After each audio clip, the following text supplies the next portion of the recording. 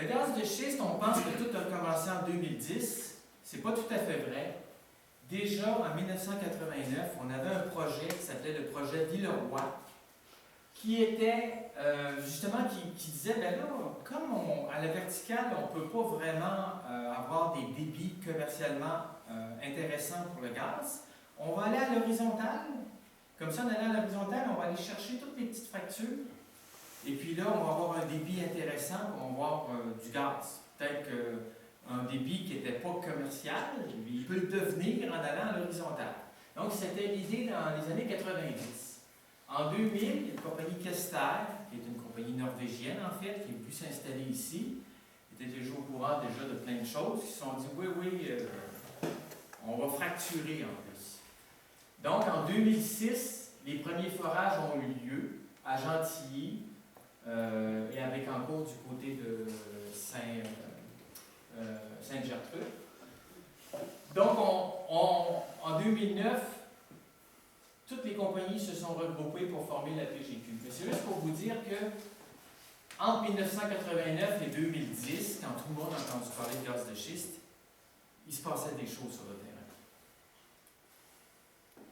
Le projet de Villeroy, ben c'était ça. Ici, on se retrouvait avec une couche de calcaire ou de shale qui est fracturée.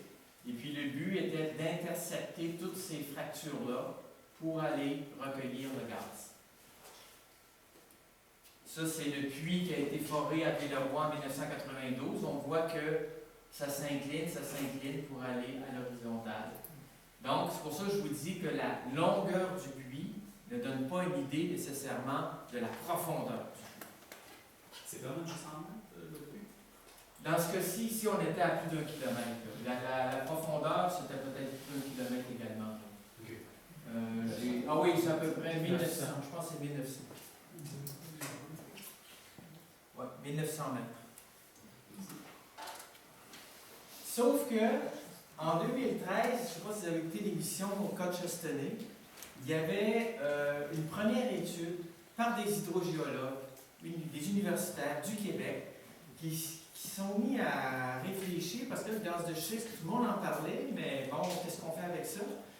Et les autres, ils se sont dit, ben, on va aller faire une étude dans la région de Bécancour, là où nous sommes, dans la MRC, un petit peu à côté. Et ce qu'ils ont trouvé, c'est qu'il y a des failles naturelles dans le roc, et on sait que l'extraction des gaz de schiste produit des fissures dans la roche-mère, mais des craques se produisent aussi naturellement, ce qui augmente le risque de contamination des nappes phréatiques. Déjà, les premiers résultats pointant de petites zones à risque.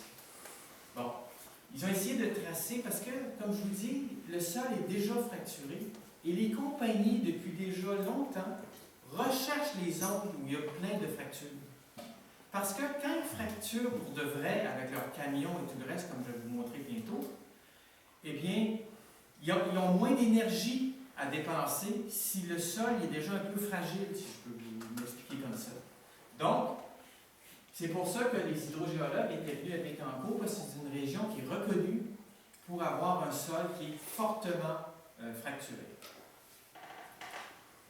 Il y a eu ensuite une évaluation environnementale stratégique, et il y a la compagnie Génivard qui avait établi que la zone la plus intéressante pour développer le gaz de schiste, c'était la zone ici en bleu, qui comprend la MRC de Bécancour et ici une partie là, en allant vers le Clairville et Saint-Antoine-de-Tilly. Donc c'est une zone d'environ 1200 km². Et c'est une zone qui est parfaitement sous permis d'exploration. Dans cette même IES, il y avait eu une autre étude, et puis là, on montrait qu'on pourrait peut-être aligner là, plein de plateformes d'exploration, un peu partout sur le territoire, là, pour aller vider le territoire, mais finalement, ils se sont dit, ça n'a pas de sens. Ça n'a pas de sens de faire ça, parce qu'évidemment, il y a quand même des gens qui habitent, on a beau dire que c'est peu populaire, il y a quand même des maisons, des habitations, des rivières, etc. Et ils ont établi qu'il y avait environ 50% du territoire où on pourrait avoir des plateformes. Je ne sais pas à quel endroit nous sommes exactement, Saint-Pierre-les-Béquets, Deschaillons, on devrait être dans cette zone-ci. On voit qu'il y a une zone que c'est quand même plus facile de mettre des plateformes dans ces endroits-là parce que c'est comme le territoire est comme libre. On n'a pas de contraintes d'église à protéger, etc. Donc, c'était une étude qui était faite, ça elle a été rendue publique en 2014, mais elle a été réalisée en 2012-2013. En 2013 encore, dans le Courrier Sud, il était question d'un développement à petite échelle à Bécancour. Donc, déjà, les compagnies disent, ben, si on avait commencé, ce serait où? Puis souvent, au début, c'était Nicolet, ensuite, c'était Bécancour, Leclercville, là, on ne sait jamais exactement à quel endroit, mais c'est très proche d'ici. Puis finalement, on a appris il y a quelques semaines que Quester évalue le potentiel de gaz de schiste dans Bécancour et Lotbinière et qu'ils veulent un projet pilote. Ils veulent s'installer quelque part. Quelle va être la municipalité qui va être élue? On pourra en discuter dans la période de questions.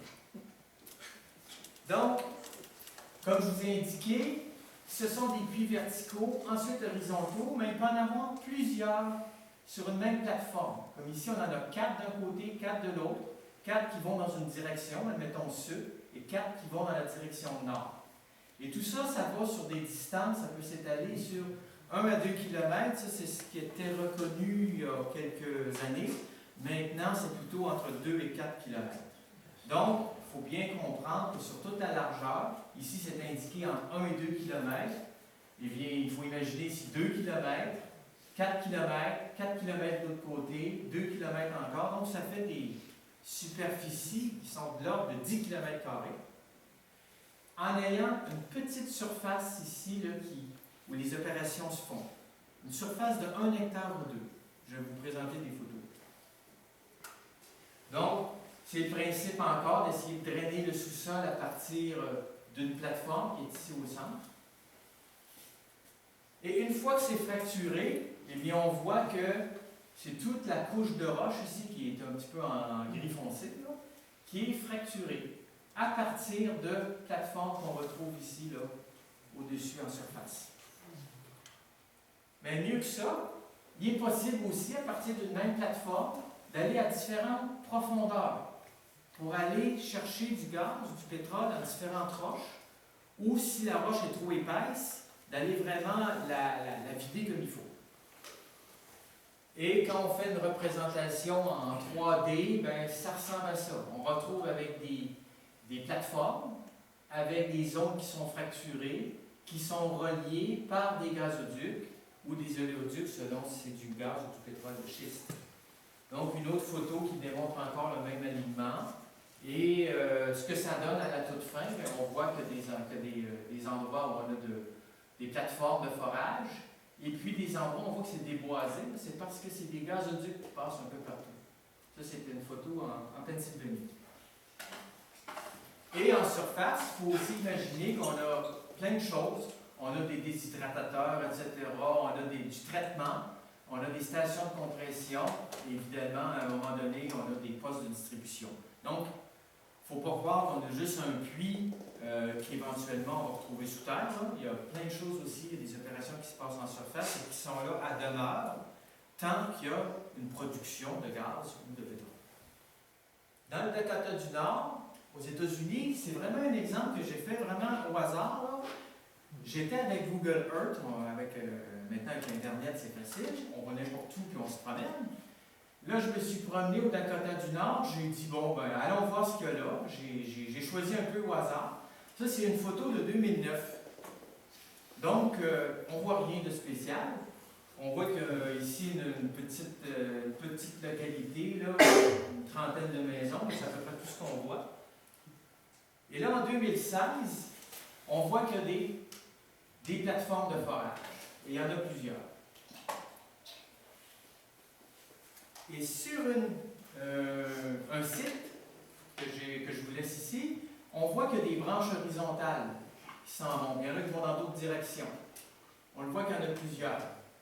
Ici, il y a un puits à la verticale, mais il n'y a pas de branche horizontale. Ça, c'est en 2013. Le même endroit, en 2017, parce qu'il y a des sites qui nous permettent d'être mis à jour, mais regardez, là. Il y en a partout. Là. Ça, c'est la rivière. Vous voyez, là, il y en a dans toutes les directions. Vous reconnaissez celle qui est dans l'autre sens. Là. Eh bien, là, ils ont pris une direction préférentielle parce que quand on casse la roche, ça casse toujours mieux dans un sens que dans l'autre. Donc, vous voyez, il y a des alignements. Là. Mais ce qui est intéressant de bien voir, c'est qu'ils essaient d'aller exploiter le maximum de roches dans le sous-sol. Et quand on regarde de plus près sur le site que je vous ai laissé ici, on voit que pour certains puits, ben, ça va dans différentes directions. Tu sais, ce ne sont pas des forages bien droits, donc on ne peut pas contrôler exactement la direction de ces forages-là. Et il y en a parfois qui reviennent, etc. Ça peut aller proche d'un... Ça, c'est une série de 4 puits. Il y en a d'autres ici, une série de 6 puits. Mais la difficulté, c'est que plus on fort, bien, plus il y a des risques d'interférence. C'est-à-dire que tu arrives pour fracturer un puits, puis t'endommages un autre puits. Et ça, c'est un problème que l'industrie rencontre. Et toujours pour le même exemple, j'ai regardé avec Google Earth, et on peut voir là, la situation quand on zoome là, avec la vue satellitaire. On voit que le puits que je vous ai, le pad, là, la plateforme que je vous ai mentionné, ils étaient en train, la photo date de 20 septembre 2016, qui sont en train de fracturer les puits ici. Vous voyez tous les camions, c'est des camions pompes avec des compresseurs pour aller fracturer le puits. Les puits qui sont là. Donc, comme on peut voir, là, c'est des anciens puits. Là, on voit qu'il y a les chevalets pour aller pomper le pétrole. Il y en a 4 là. Mais vous voyez, c'est à peu près peut-être 2 hectares, ouais, peut-être 150 mètres par 150 mètres.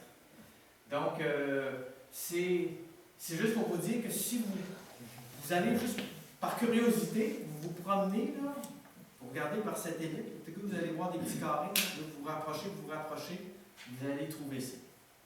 Et ça, c'est typique d'une exploitation, d'une zone où il y a de l'exploitation pétrolière.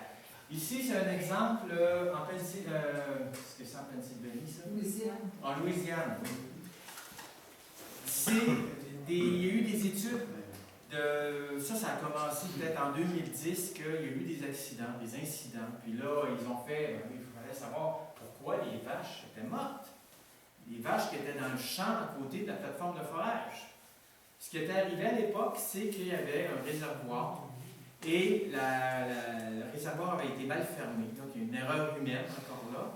Et le fluide qui provenait des profondeurs d'un puits qui avait été fracturé, le fluide avait été répandu dans le champ à côté. Et les vaches avaient été pataugées là-dedans, avaient bu.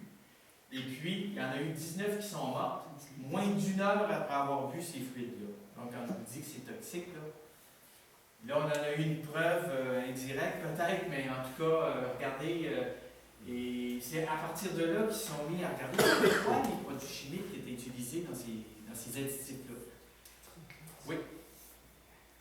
Ce ne sera pas long, juste pour vous signaler qu'au Québec, on a déjà des plateformes, on en a eu, ça c'est Saint-Édouard de la Bière, Gentilly 1, Saint-Édouard en hiver, ça ici c'est Saint-David en Montérégie, etc.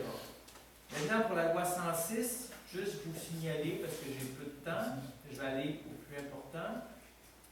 Ici, la loi a été adoptée sous bâillon le 10 décembre 2016 et depuis le 15 mars, on a le texte. On a le texte définitif. Et à l'article 7, c'est écrit que toute personne qui découvre dans son terrain du gaz, dont le débit est continu, doit, avec diligence, en aviser le ministre par écrit, ainsi que la municipalité locale où est situé le terrain. Donc, si vous voyez des ballons sur votre terrain au printemps, bien là, vous avez l'obligation d'aller d'envoyer une lettre au ministre. Et le ministre va venir, il va y avoir des inspecteurs, et là, il y aura peut-être découverte de gaz. S'il y a découverte de gaz, évidemment, ça va être inscrit dans un registre, et là, ben, de deux choses l'une, où il y en a qui sont contents, il y en a qui ne sont pas contents, là, ben, la vie va changer, disons. Donc, c'est ce que le projet de loi prévoit. Ça, c'est une nouvelle disposition qui n'était pas dans la loi des mines avant. Autre disposition, s'il y a un puits ancien, mettons vous creusez quelques pieds et vous découvrez un puits, bien là, vous devez encore en aviser le ministre par écrit. Le ministre inscrit au registre foncier une déclaration faisant état de la localisation du puits. Parce que tout à l'heure, je vous ai montré sur une carte des puits, mais ils ne sont pas exactement aux mêmes endroits nécessairement.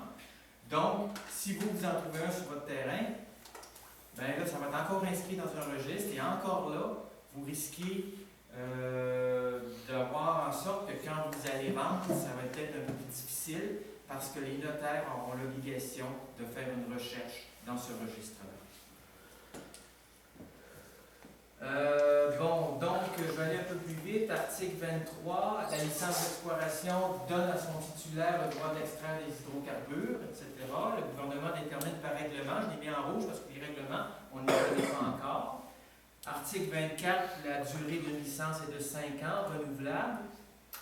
Article 25, quand il y a un permis d'exploration, il y a un comité de suivi formé d'un citoyen et d'autres, d'un agriculteur, etc., d'un représentant autochtone, qui sont nommés par le titulaire du permis. Donc, c'est la compagnie gazière qui forme un comité de suivi qui doit se réunir une fois par année, pas nécessairement en plus. Et le gouvernement détermine par règlement les modalités relatives à ce comité. Donc, et encore là, il y a une nouvelle disposition qui dit que le ministre peut faire en sorte qu'il y ait une dérogation à l'établissement d'un comité de suivi par le titulaire. Bon, l'article 27, c'est l'article sur l'accès à votre terrain. C'est le plus important avec l'article 55 qui touche de l'exploration. L'article 27, au tout début, c'est que la compagnie pouvait accéder à votre terrain sans vous demander la permission. Elle avait juste à vous avertir. Elle vous avertissait quelques jours à l'avance, je vais sur votre terrain et je vais faire un forage. Maintenant, dans la nouvelle loi, à l'article 30, en ce qui concerne toujours l'accès, c'est écrit, il y a quelque chose qui a été rajouté, c'est que au moins 30 jours, etc., il peut acquérir de gré à gré tout droit réel ou bien nécessaire pour accéder au territoire et exécuter ses travaux. À défaut, le titulaire ne peut accéder au territoire.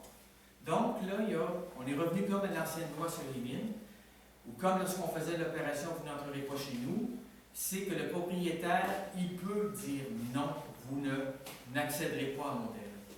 Sauf que la compagnie, elle peut aller voir un voisin, puis allonger quelques billets, ce qu'il faut pour que le voisin dise oui. Et éventuellement, il y aura peut-être un puits à l'horizontale qui passera quand même sur votre terrain. Donc, je termine pas mal là-dessus, sinon il y a quand même l'expropriation qui est possible en phase d'exploitation. Mais la phase d'exploitation, ce n'est pas nécessairement celle qui est la plus dangereuse, c'est plutôt la phase d'exploration parce que les compagnies maîtrisent mal les conditions du sous-sol et c'est à la phase d'exploration qu'il y a la fracturation. La fracturation n'a pas lieu à l'exploitation, elle a lieu lors de l'exploration. Et quand le puits fournit beaucoup, il y a un fort débit, là il le raccorde à un réseau de gazoducs et c'est à ce moment-là que le puits tombe en exploitation. C'est ce qu'on appelle la complétion du puits. Donc, depuis le 10 décembre 2016, depuis l'établissement de la loi, eh bien, la fracturation demeure légale. Elle a maintenant à la force de loi, à l'article 81.2, 81.3, 81.4, maintenant ça a changé de numéro, mais ça dit bien que le titulaire d'une licence qui réalise des travaux de fracturation doit être titulaire d'une autorisation de fracturation. Cette autorisation-là, elle est émise par le ministère de l'Énergie. Donc, c'est juste pour vous signaler qu'il nous disait tout le temps pendant les derniers mois, les dernières semaines, faites-vous-en pas dans la vallée du Saint-Laurent, il n'y aura pas de fracturation. Mais là, on voit qu'il peut y avoir fracturation. Les compagnies ont le droit de fracturer à tous les endroits que je vous ai indiqués tout à l'heure où on voit les permis d'exploration. Est-ce que tu vas prendre quelques questions avant Oui. de terminer? Oui, je termine là-dessus. Vous pouvez l'ajouter. Alors, toute question est bonne. Vous avez une question, hein?